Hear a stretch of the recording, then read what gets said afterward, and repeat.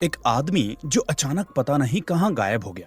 उससे जुड़ी जानकारी मिलते ही सब उसको ढूंढने निकल पड़ते हैं, चाहे वो उसका भाई हो, दोस्त हो या दुश्मन। हालांकि सभी की अपनी अपनी अलग वजहें होती हैं, लेकिन इसके बावजूद जैसे ही वो उसके पास पहुंचते हैं तो उसकी गुमशुदगी का केस और पेचीदा हो जाता है और पूरी मूवी सस्पेंस और थ्रिल के बीच झूला झूलती रहती है। मूवी का नाम आप स्क्रीन पर देख सकते हैं। तो चलिए शुरू करते हैं इस केओटिक मूवी को, क्योंकि ऐसी मूवीज काफी कम बनती हैं जिसमें व्यूअर्स एक पल के लिए भी चैन की सांस ना ले पाए। तो कहानी की शुरुआत एक भीड़ भाड़ वाले मार्केट से होती है, जहां इंस्पेक्टर सुरा एक अपराधी के पीछे दौड़ रहा होता है। हम देखते हैं कि वो भागते भागते जैसे ही सीढ़ियों से नीचे उतरता है तो उसका पैर फिसल जाता है और वो जोर से नीचे गिर जाता है। तभी आसपास खड़ा एक शख्स उसका गिरना मोबाइल में रिकॉर्ड कर लेता है और वीडियो सोशल मीडिया पर डाल देता है। अब कुछ ही समय में वो क्लिप वायरल हो जाती है और देखते ही देखते उस पर 50 मिलियन से ज्यादा व्यूज आ जाते हैं। इसके बाद लोग इंस्पेक्टर सुरा को सड़क पर, ड्यूटी पर और परिवार के साथ देखते ही वही वीडियो याद करके उस पर रील बनाने लगते हैं। वो जब भी बाहर निकलता है तो लोग उसे घूरते हैं, छुप छुप कर शूट करते हैं और हंसते रहते हैं, जिसकी वजह से सुरा अंदर ही अंदर बुरी तरह से चिड़चिड़ा और गुस्सैल हो जाता है। इसके बाद यहाँ से सीन कट होता है और हम एक घर के अंदर बर्थडे पार्टी का माहौल देखते हैं। कुछ देर के बाद घर का बड़ा बेटा शिंटो वहाँ पहुँचता है और उसकी माँ उसे खाना परोसती है। फिर बातों बातों में माँ शादी का मुद्दा उठाती है कि बेटा, अब तो तुम शहर में अच्छी जॉब कर रहे हो, उम्र भी 33 साल की हो गई है, इसलिए शादी के बारे में सीरियस हो जाओ। लेकिन शिंटो मुस्कुराकर बात को टाल देता है और कोई साफ जवाब नहीं देता। अब माँ टॉपिक बदलते हुए कहती है कि ठीक है, जब तुम्हें शादी करनी हो खुद बता देना, लेकिन पहले अपने भाई बिंटो को समझाओ, वो दिन भर आवारागर्दी करता रहता है, करियर की तरफ तो उसका कोई ध्यान ही नहीं है। मुझे डर है कि कहीं गलत संगत में पूरी तरह से ना बिगड़ जाए। तब शिंटो ठीक है कहकर बिंटो के कमरे में जाता है, जहां बिंटो सो रहा होता है। फिर वो उसे उठाकर पूछता है, लाइफ में क्या चल रहा है, कुछ सोचा है आगे का? तो बिंटो झुंझलाकर जवाब देता है कि अगर वो सिर्फ लेक्चर देने आया है तो उसे ये सुनने में कोई दिलचस्पी नहीं है। वो साफ साफ कहता है कि बचपन से आज तक सब लोग उसे शिंटो से कंपेयर करते आए हैं। तुम पढ़ाई में अच्छे, समझदार, अच्छी जॉब वाले, और मैं बिगड़ा हुआ लड़का जो हमेशा मुसीबत खड़ी करता है। इसलिए इस लगातार तुलना से वो तंग आ चुका है और चाहता है कि शिंटो उसे उसके हाल पर छोड़ दे। साथ ही वो कहता है कि उसके करियर का फैसला वो खुद करेगा। शिंटो समझ जाता है कि अभी गुस्से में उसे समझाने से कोई फायदा नहीं होगा, क्योंकि उसका ब्लड प्रेशर बहुत जल्दी हाई हो जाता है। इसलिए वो बात को नरमी से मोड़ते हुए पूछता है कि ठीक है, कम से कम ये तो बता दो कि अभी क्या करने वाले हो। तो बिंटो कहता है कि वो फिलहाल दोस्तों के साथ पार्टी पर जाने वाला है, लेकिन उसके पास पैसे नहीं है। अब ये सुनकर शिंटो बिना ज्यादा बहस किए उसे पैसे ट्रांसफर कर देता है, जिसे देखकर बिंटो तुरंत खुश हो जाता है। अगले दिन बिंटो अपने दोस्तों के साथ शहर से दूर एक हिल साइड पार्टी स्पॉट पर पहुंचता है। वहां वो लोग धूम धड़ाके से पार्टी करते हैं, म्यूजिक पर डांस करते हैं और खूब मौज मस्ती करते हैं। इसी बीच वहां एक अमीर लड़का आशीष बोपन्ना अपने लोगों के साथ किसी को पीटने आता है और थोड़ी ही देर में दूसरी पार्टी के कुछ लड़के उससे भिड़ जाते हैं। देखते ही देखते दोनों ग्रुप के बीच जबरदस्त मारपीट शुरू हो जाती है, जिसे देखकर बिंटो अपनी आदत के मुताबिक मोबाइल निकालता है और फाइट की वीडियो रिकॉर्ड करने लगता है। अब रिकॉर्ड के दौरान पीछे से एक लड़का उसे धक्का मार देता है, जिससे उसका फोन नीचे गिर जाता है। ये देखकर बिंटो भड़क जाता है और बिना सोचे समझे उस लड़के को थप्पड़ मार देता है। थप्पड़ खाने के बाद वो लड़का गुस्से में अपने दोस्तों को बुलाने भागता है। तो बिंटो का दोस्त घबराकर कहता है कि तुम्हें पता भी है तुमने किसे थप्पड़ मारा है? वो लोग हमें छोड़ेंगे नहीं, यहाँ से तुरंत निकलो। अब इस डर से बिंटो और उसके दोस्त वहां से भागकर एक नजदीकी रिजॉर्ट में जाकर रुक जाते हैं। इसके बाद हम देखते हैं कि रिजॉर्ट में पहुंचने के बाद भी बिंटो चैन से नहीं बैठता और अभी अभी शूट की गई फाइट की वीडियो को एडिट करके इंस्टाग्राम पर पोस्ट करने की तैयारी करता है। हालांकि उसका दोस्त उसे फिर समझाता है कि इस तरह हर झगड़े की वीडियो बनाकर डालना किसी दिन उसे बहुत बड़ी मुसीबत में फंसा सकता है, इसलिए उसे ये सब छोड़ देना चाहिए। लेकिन बिंटो उसकी बात अनसुनी कर देता है और वीडियो पोस्ट करने पर अड़ा रहता है। तभी बिंटो के इंस्टाग्राम पर शब्बीर नाम के एक लड़के का मैसेज आता है, जो उससे उसका कॉन्टैक्ट नंबर मांगता है। अब बिंटो नंबर भेजता है तो शब्बीर तुरंत कॉल करता है और बताता है कि वो उसके भाई शिंटो का दोस्त है। फिर वो उससे कहता है कि कल से शिंटो लापता है, उसका फोन भी बंद आ रहा है, इसलिए बिंटो को तुरंत कोच्चि आ जाना चाहिए। अब ये सुनते ही बिंटो घबरा जाता है और पार्टी और दोस्तों को वहीं छोड़कर उसी समय कोच्चि के लिए निकल पड़ता है। फिर अगली सुबह शब्बीर उसे बस स्टॉप पर मिलता है और सीधे शिंटो के अपार्टमेंट पर ले जाता है। यहाँ दरवाजे के बाहर रखे जूतों में छुपी चाबी से वो लोग दरवाजा खोलते हैं और अंदर जाते हैं। फ्लैट के अंदर सारा सामान बेतरतीब बिखरा पड़ा होता है और जगह जगह शराब की बोतलें दिखाई देती हैं। ये देखकर बिंटो हैरान रह जाता है, क्योंकि उसका भाई हमेशा साफ सफाई का ध्यान रखता था। अब वो शब्बीर से घबराकर पूछता है, यहाँ क्या हुआ था? सब कुछ इस तरह बिखरा हुआ क्यों है? तो शब्बीर उसे बताता है कि 20 तारीख की रात को शिंटो बार बार ऐश्वर्या नाम की लड़की का जिक्र कर रहा था। शिंटो कह रहा था कि उसने ऐश्वर्या से सच्चा प्यार किया, लेकिन उसने उसे धोखा दे दिया और अब वो उसके बिना नहीं जी सकता। हालांकि शब्बीर का कहना था कि उसने उसे याद दिलाया कि इससे पहले भी उसकी जिंदगी में 2-4 लड़कियां आ चुकी थी और तब भी वो वही बात कहता था। लेकिन शिंटो बार बार कह रहा होता है कि इस बार मामला बहुत ही सीरियस है, मैं सचमुच उससे बहुत ही प्यार करता हूँ। आखिर में वो मुझे धोखा कैसे दे सकती है?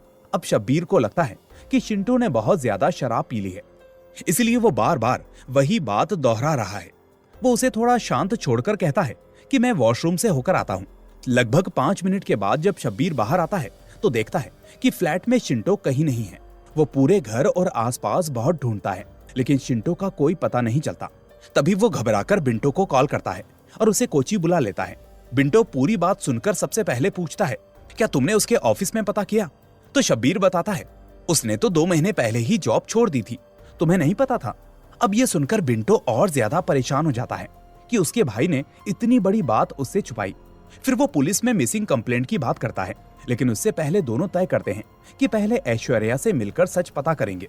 ऐश्वर्या एक डेंटिस्ट होती है और इस वक्त वो अपने क्लिनिक में होती है। अब क्लिनिक के बाहर शब्बीर बिंटो से कहता है, तुम अंदर जाओ और शिंटो के बारे में पूछो, मैं नहीं जा सकता, वो मुझ पर बहुत गुस्सा हो जाएगी। फिर बिंटो अंदर जाता है, लेकिन ऐश्वर्या उसकी बात सुने बिना ही उसे पेशेंट की तरह कुर्सी पर बैठाकर उसके दांत चेक करने लगती है और कहती है कि कोई प्रॉब्लम नहीं है और 1000 रुपए की फीस लेकर उसे बाहर भेज देती है।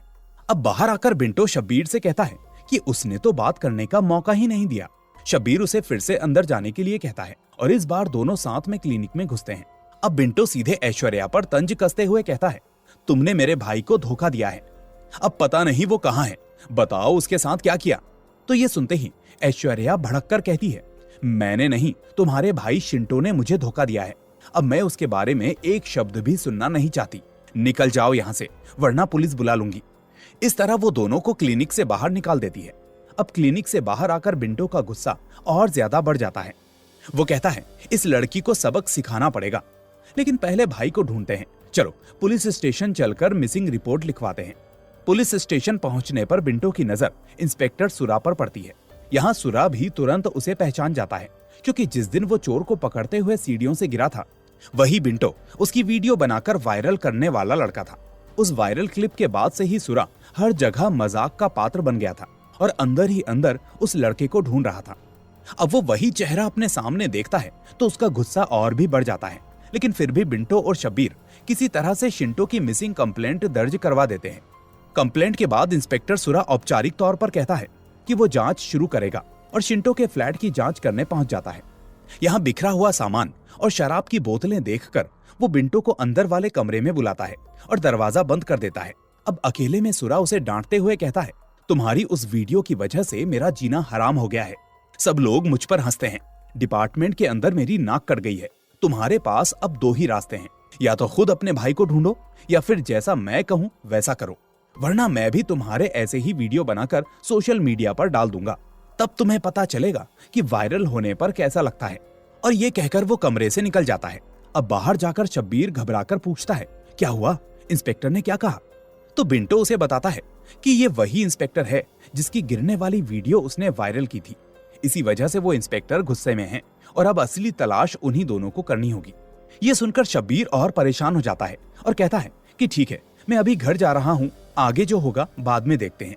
उसके जाने के कुछ समय के बाद बिंटो को अपने दोस्त अन्ना की याद आती है, इसलिए वो उसे फोन करके पूरा मामला समझाता है और कोच्चि आकर मदद करने की रिक्वेस्ट करता है।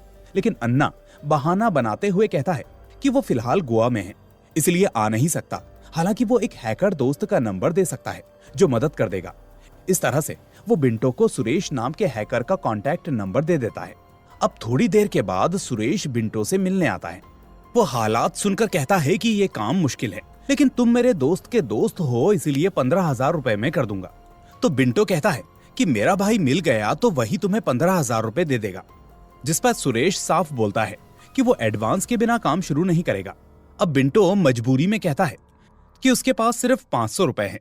तो सुरेश उसे QR कोड भेजने को कहता है और बिंटो अभी के लिए सिर्फ 500 रुपए ट्रांसफर करता है और बाकी बाद में देने का वादा करता है। अब पैसों की जरूरत में सुरेश भी यह डील मान जाता है और काम शुरू कर देता है। सुरेश कहता है सबसे पहले मैं तुम्हारे भाई का फोन ट्रेस करता हूँ, क्योंकि फोन मिल गया तो भाई तक पहुंचना आसान हो जाएगा। तुम्हारे भाई के पास कौन सा मोबाइल था? तो बिंटो बताता है कि शिंटो iPhone 14 यूज करता था। तो इस तरह से IMEI नंबर और ईमेल आईडी के जरिए सुरेश उसकी लोकेशन ट्रेस करता है, जो शहर के एक फ्लैट की ओर पॉइंट करती है। वो दोनों तुरंत उस लोकेशन पर पहुंचते हैं और शॉकिंग बात ये निकलती है कि वो फ्लैट किसी और का नहीं बल्कि शब्बीर का किराए वाला घर होता है। फिर अंदर जाकर वो उस नंबर पर कॉल करते हैं तो रिंगटोन कमरे में ही सुनाई देती है। अब थोड़ी खोजबीन के बाद फोन सोफे की कुशन में दबा हुआ मिलता है और ये देखकर बिंटो का दिमाग फटने लगता है। वो झटके से शब्बीर का कॉलर पकड़ लेता है और चिल्लाता है कि तूने ही मेरे भाई के साथ कुछ किया होगा, वरना उसका फोन तेरे पास कैसे आया। लेकिन शब्बीर घबराकर कहता है कि मैंने कुछ नहीं किया है। पर गुस्से में बिंटो उसकी एक भी बात सुनने को तैयार नहीं होता। अब इतने में दरवाजे पर बेल बजती है और दरवाजा खोलने पर सामने डॉक्टर ऐश्वर्या खड़ी होती है। अब देखते ही देखते बिंटो का शक और गुस्सा दोनों बढ़ जाते हैं। वो शब्बीर से कहता है कि तुमने तो कहा था कि ये लड़की तुम्हें देखकर वायलेंट हो जाएगी, तो फिर खुद यहाँ मिलने क्यों आई है? मुझे तो ये लगता है कि तुम दोनों का ही अफेयर चल रहा था। मेरे भाई को ये पता चल गया होगा और तुम दोनों ने मिलकर शिंटो को मारकर कहीं छुपा दिया है। इसलिए सच सच बताओ मेरा भाई कहाँ है? इतने में शब्बीर कहता है मैं तुम्हें सच बताता हूँ कि 20 तारीख की रात को असल में हुआ क्या था। और इस तरह से कहानी फ्लैशबैक में चली जाती है। उस रात शिंटो ने बहुत शराब पी रखी थी। वो बार बार ऐश्वर्या का नाम ले रहा था कि उसने मुझे धोखा दिया है। लेकिन शब्बीर ने गुस्से में उसे जवाब दिया, तुम खुद तो मुझे धोखा दे रहे हो। पूरे 6 महीने हो गए तुमने मुझसे शेयर मार्केट में लगाने के नाम पर 1.5 लाख रुपए लिए थे, लेकिन आज तक लौटाए नहीं। अब मेरी माँ हॉस्पिटल में भर्ती है, इलाज के लिए मुझे पैसों की सख्त जरूरत है, तो कैसे भी करके मेरे पैसे वापस कर दो। लेकिन शिंटो शराब के नशे में कहता है मार्केट में थोड़ा लॉस हो गया, कुछ दिन में दे दूंगा। फिर शब्बीर उसे याद दिलाता है कि पिछले कई महीनों से तुम यही बहाना मार रहे हो और माँ की हालत का जिक्र करके फिर से पैसे मांगता है। तो इस बात पर दोनों में बहस बढ़ जाती है, जिसके बाद आखिर में शिंटो गुस्से में कहता है अरे जा यार, आया बड़ा पैसे मांगने वाला, मैं तुझे 1 पैसा नहीं दूंगा, जो करना है कर ले। अब ये सुनकर शब्बीर भी आग बबूला होकर वहां से निकल जाता है और उसके बाद शिंटो के साथ क्या हुआ इसके बारे में उसे सचमुच कुछ भी नहीं पता। अगले दिन जब शब्बीर को हर जगह खोजने के बाद भी शिंटो नहीं मिला तो वो अपने 1.5 लाख रुपए की चिंता में उसके भाई बिंटो को कॉल करता है। वहीं दूसरी तरफ डॉक्टर ऐश्वर्या भी बिंटो को साफ बता देती है कि उसका और शिंटो का ब्रेकअप 6 महीने पहले ही हो चुका था और धोखा उसने नहीं खुद शिंटो ने दिया था। वो कहती है कि 20 तारीख को शिंटो जिस ऐश्वर्या के बारे में रो रो कर बोल रहा था, हो सकता है कि वो मैं नहीं कोई और लड़की हो, लेकिन जो भी हो उसे मैं छोड़ूंगी नहीं। इतना कहकर वो वहां से चली जाती है। अब हैकर सुरेश ये सब सुनकर कहता है तुम्हारा भाई शिंटो मुझे तो बहुत ही बड़ा फ्रॉड लग रहा है। अब तक इन लोगों को सोफे के अंदर से शिंटो का फोन मिल चुका होता है, जिस पर सुरेश एक डिवाइस लगाकर उसका पासवर्ड अनलॉक करता है। फिर कॉन्टैक्ट लिस्ट और कॉल लॉग चेक करने से पता चलता है कि कुरियर बाबू नाम के एक आदमी की 23 मिस्ड कॉल्स शिंटो के मोबाइल में दर्ज है। तो सुरेश कहता है अब शिंटो के बारे में असली जानकारी यही दे सकता है, लेकिन ये कुरियर बाबू है कौन? तो बिंटो और शब्बीर दोनों कहते हैं कि वो उसे नहीं जानते। तभी दरवाजा फिर से खुलता है और ऐश्वर्या वापस अंदर आती है। वो कहती है कि मैं कुरियर बाबू को जानती हूँ, चलो मैं तुम्हें उसके पास लेकर चलती हूँ, और हाँ, उस शिंटो को थप्पड़ मारे बिना मुझे चैन नहीं मिलेगा। अब सब लोग ऐश्वर्या की कार में बैठ जाते हैं। ऐश्वर्या बहुत तेजी से कार चलाती है और तीनों लड़के डरते डरते उससे पूछते हैं कि वो कुरियर बाबू को कैसे जानती है। ऐश्वर्या बताती है कि एक बार वो शिंटो को ड्रॉप करने के लिए उसके ऑफिस तक गई थी। तब उसे समझ में आया था कि दोनों के बीच में कोई फाइनेंशियल डील चल रही है। बस इतना ही उसे पता है। ये लोग एक गोदाम जैसे एरिया में पहुंचते हैं जहां कुरियर बाबू अपने आदमियों के साथ बैठा होता है। वो असल में एक तरह का लोकल गैंगस्टर होता है। उसे देखते ही बिंटो और बाकी लोग सीधे पूछते हैं हम शिंटो को लेने आए हैं, बताओ वो कहाँ है? उसके फोन पर तुम्हारी इतनी मिस्ड कॉल्स क्यों हैं? कुरियर बाबू जवाब देता है शिंटो मर चुका है, मैंने ही मारा है उसे, जो करना है कर लो। अब ये सुनते ही बिंटो का खून खौल जाता है। वो गुस्से में उस पर हमला करने की कोशिश करता है, लेकिन कुरियर बाबू उल्टा उसे पटक देता है। इसके बाद कुरियर बाबू उसकी तरफ बंदूक तान देता है। तो ये देखकर बाकी सबकी सांसें अटक जाती हैं। अब कुरियर बाबू आगे कहता है, शिंटो ने मुझसे 15 लाख रुपए उधार लिए थे और आज तक लौटाए नहीं। अगर कल तक वो मुझे पैसे नहीं देगा तो मैं उसे सच में मार डालूंगा। अगर तुम्हें वो जिंदा चाहिए तो 15 लाख रुपए लेकर आओ, पैसे दो और शिंटो को ले जाओ, वरना उसका काम तमाम समझो। अब मजबूर होकर सब लोग वहां से निकल जाते हैं और कार में बैठकर सोचते समझते वापस लौटने लगते हैं। तभी रास्ते में ऐश्वर्या कहती है, कम से कम अब ये तो पता चल गया कि शिंटो कुरियर बाबू के पास है। अब बिंटो सबसे पैसे जुटाने की कोशिश करता है। शब्बीर कहता है कि उसके पास सिर्फ 50,000 रुपए हैं। हैकर सुरेश कहता है कि उसके पास केवल 5,000 रुपए हैं। ऐश्वर्या कहती है, मेरे पास करीब 1-2 लाख रुपए होंगे, लेकिन मैं शिंटो के लिए पैसे नहीं दूंगी। बिंटो कहता है, मेरे पास 15,000 रुपए हैं, लेकिन ये सब जोड़कर भी 15 लाख रुपए नहीं होंगे। ये सुनकर ऐश्वर्या झुंझलाकर कहती है, तुम सब पागल हो गए हो क्या? हमें साफ साफ पता है कि कुरियर बाबू ने शिंटो को किडनैप किया है, तो सीधे पुलिस के पास जाकर रिपोर्ट क्यों नहीं करते? अगर पुलिस मदद करेगी तो हम उसे आसानी से छुड़ा सकते हैं। अब उसे ये नहीं पता कि ये रास्ता इतना आसान नहीं है, क्योंकि बिंटो ने वही वायरल वीडियो बनाया था जिसने इंस्पेक्टर सुरा की इज्जत मिट्टी में मिला दी थी। पर फिर भी उनके पास कोई और रास्ता नहीं बचता, इसलिए शब्बीर और बिंटो हिम्मत करके इंस्पेक्टर सुरा के पास जाते हैं। बिंटो कमरे के अंदर जाता है तो सुरा उसे देखते ही हंसने लगता है। वो उससे बदला लेने के मूड में होता है। वो कहता है कि कुत्ते की एक्टिंग करो, और वो उसका वीडियो बनाना शुरू कर देता है। अपने भाई को बचाने के लिए बिंटो मजबूरी में जैसा इंस्पेक्टर कहता है वैसा ही करता है और सबके सामने उसकी खूब बेइज्जती होती है। लेकिन शिंटो को वापस लाने के लिए वो ये अपमान भी सहने को तैयार होता है। उसका मजाक बनाकर वीडियो शूट करने के बाद इंस्पेक्टर सुरा आखिरकार मदद करने के लिए तैयार हो जाता है। अगले दिन वो सीधे कुरियर बाबू के गोदाम में जाता है और उसे एक तमाचा लगाकर पूछता है कि शिंटो कहाँ है। लेकिन यहाँ कहानी एक और मोड़ लेती है। कुरियर बाबू साफ कहता है कि शिंटो मेरे पास नहीं है, मैंने तो बस इन लोगों को झूठ बोला था ताकि अपने पैसे निकलवा सकूं। फिर वो पूरी सच्चाई बताने लगता है। 6 महीने पहले मेरी शिंटो से मुलाकात हुई थी। उसने स्टॉक मार्केट में मेरे 1 लाख रुपए को 4 लाख रुपए बना दिया था। उसी के भरोसे मैंने उसे 15 लाख रुपए और दिए।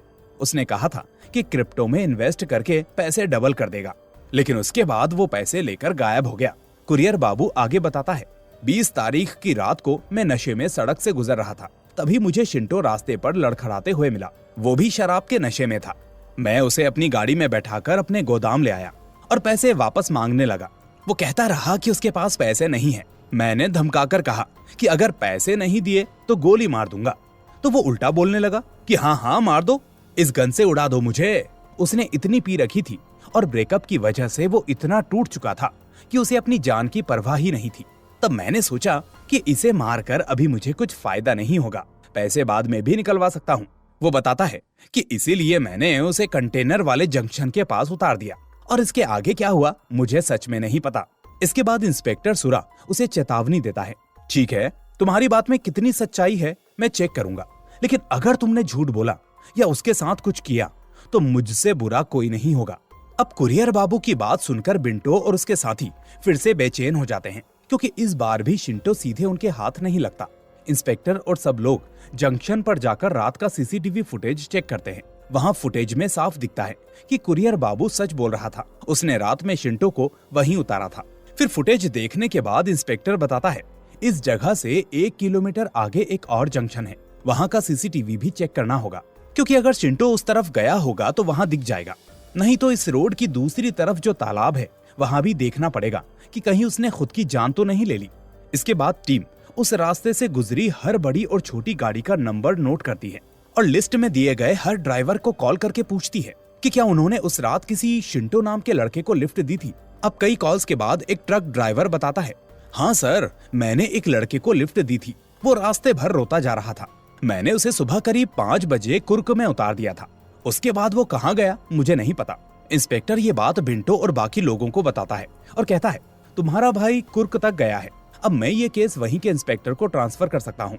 आगे की तलाश तुम्हें वहीं जाकर करनी होगी, लेकिन रास्ता लंबा है, तुम लोग जाओगे कैसे?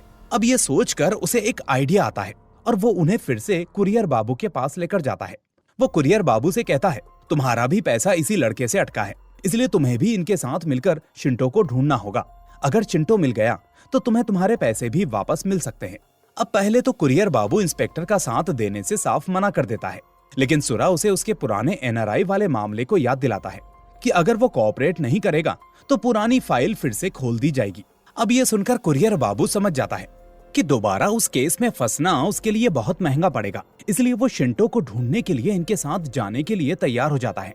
फिर सब लोग मिलकर शिंटो की तलाश में कुर्क की तरफ निकलते हैं और वहां पहुंचते पहुंचते रात हो जाती है। इस बीच हम हैकर सुरेश को देखते हैं जो अपने लैपटॉप पर लगातार कुछ न कुछ ट्रेस करने की कोशिश कर रहा होता है।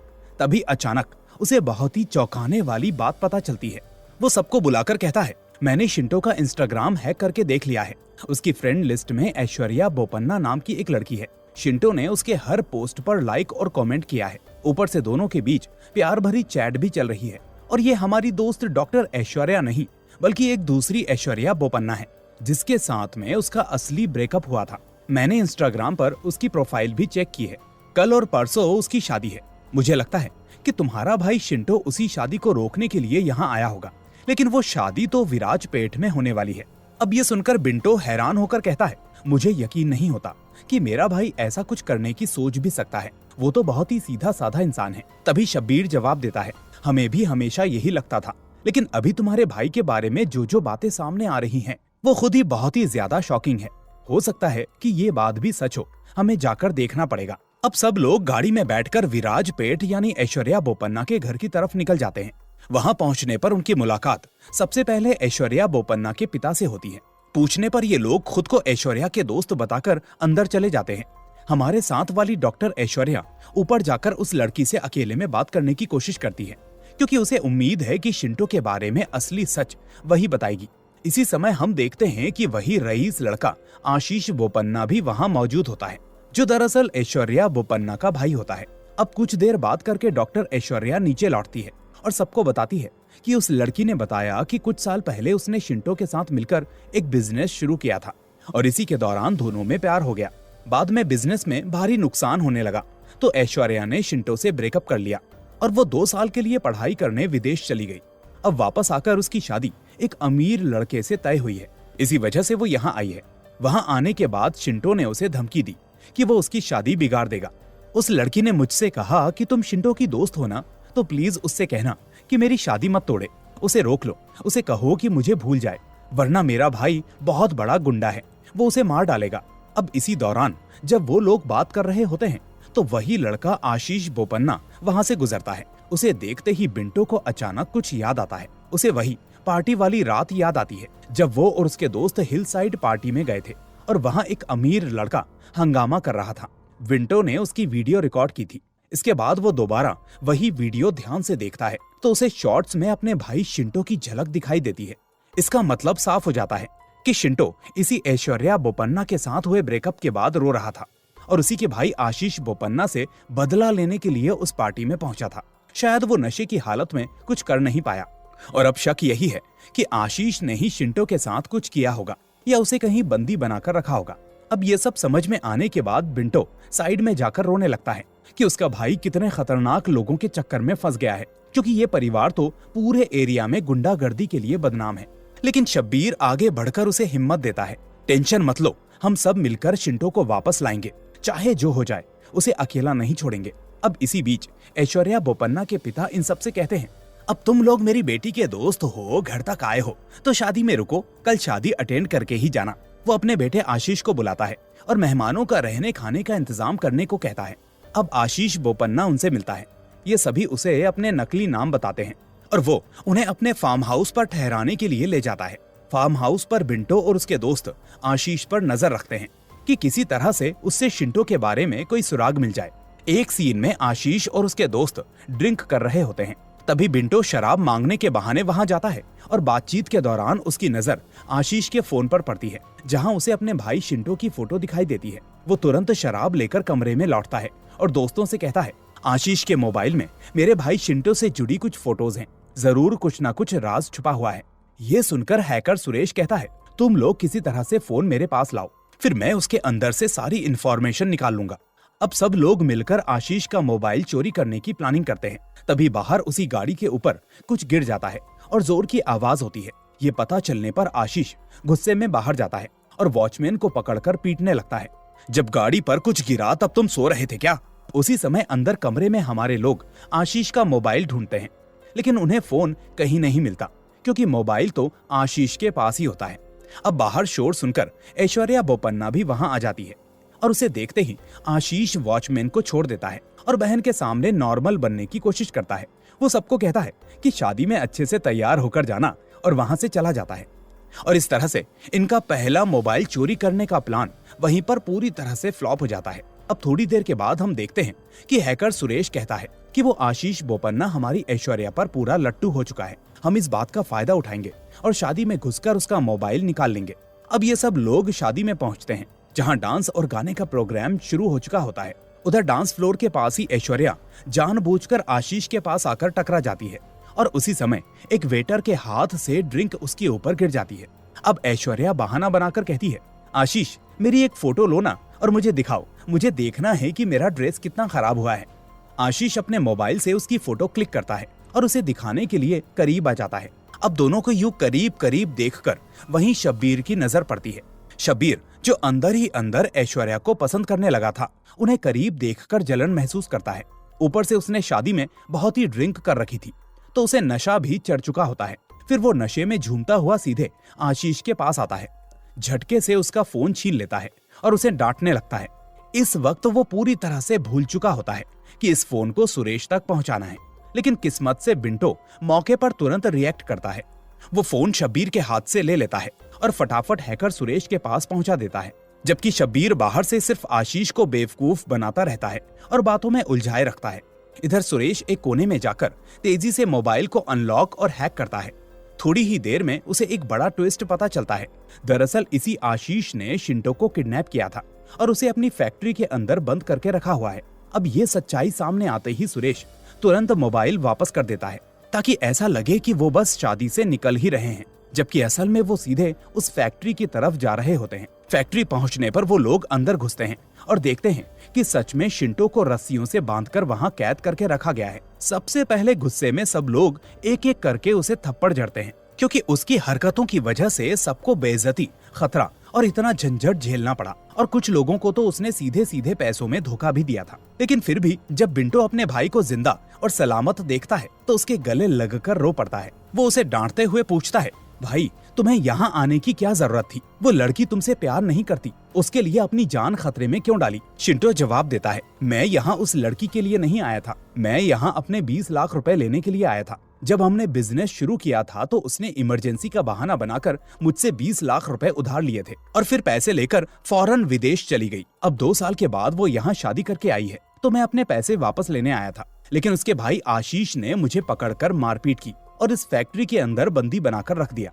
इतना सुनकर वहाँ मौजूद एक लड़का मजाक में कह देता है, मतलब तुम्हें भी किसी ने चूना लगा दिया? ये सुनकर सब हंस पड़ते हैं और माहौल थोड़ा हल्का हो जाता है। फिर वो कहते हैं कि ठीक है, मजाक बाद में, अभी यहाँ से निकलना होगा, वरना आशीष और उसकी गैंग आ गई तो बड़ी गड़बड़ हो जाएगी। लेकिन इतने में ही आशीष और उसके गुंडे फैक्ट्री पर पहुंच जाते हैं। यहाँ आशीष गुस्से में चिल्लाकर कहता है, मैं तुम लोगों को अपनी बहन की शादी बिगाड़ने नहीं दूंगा। और इसके बाद दोनों पक्षों के बीच जोरदार फाइट शुरू हो जाती है।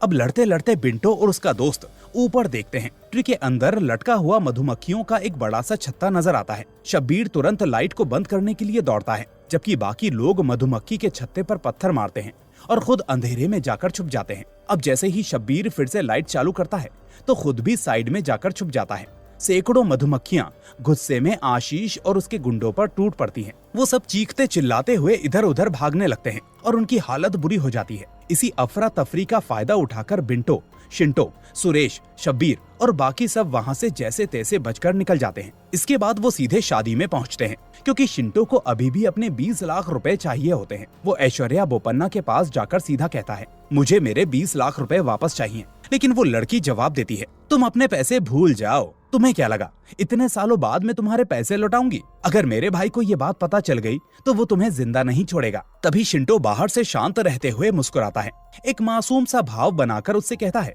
ठीक है, तुम जैसा चाहो वैसा ही सही, और दिखावे के तौर पर उसे हल्के से गले लगाता है, फिर सबके साथ वहाँ से जाने लगता है। लेकिन दोस्तों यहाँ पर ट्विस्ट ये है कि शिंटो ने उसी समय चालाकी से उसके गले से महंगा डायमंड नेकलेस उतार कर जेब में रख लिया होता है, और ये हार कम से कम 20 लाख रुपए से भी ज्यादा की कीमत का होता है। बाहर आकर वो डायमंड हार कुरियर बाबू को दिखाता है। इशारा साफ है, अब इस हार को बेचकर वो कुरियर बाबू के 15 लाख रुपए, शब्बीर के 1.5 लाख रुपए और बाकी सबकी रकम भी लौटाने वाला है। तो इस तरह से सबका पैसा क्लियर हो जाएगा और किडनैपिंग वाला हिसाब भी बराबर। आखिर में सब लोग शिंटो को सही सलामत अपने साथ लेकर शादी से फरार हो जाते हैं, और इसी ट्विस्ट के साथ ये केओटिक मूवी यहीं पर एंड हो जाती है। दोस्तों आपको ये मूवी कैसी लगी और इससे आपको क्या समझ में आया, वो मुझे कमेंट करके जरूर बताइए। साथ ही इस वीडियो को लाइक करके इसे अपने दोस्तों के साथ शेयर कर दीजिए। अगर आप नए हैं तो चैनल को सब्सक्राइब करके बेल आइकन दबा दीजिए ताकि कोई भी वीडियो आपसे मिस ना हो। अब मैं आपसे मिलूंगा अगली ऐसी ही वीडियो में। Till then take care and thanks for watching.